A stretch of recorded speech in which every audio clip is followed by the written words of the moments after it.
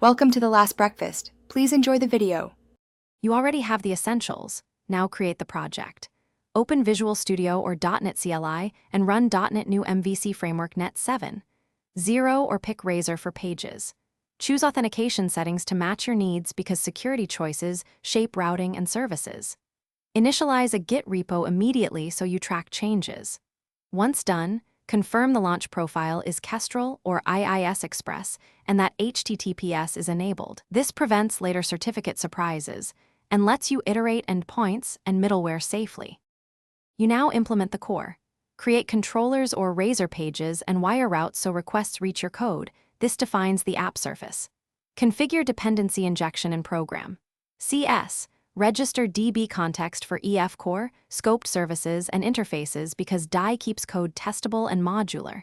Add migrations, update the database, and use app settings. JSON for connection strings and secrets in development. Once done, test endpoints locally with Postman or the browser to validate routing, model binding, and error handling before adding middleware.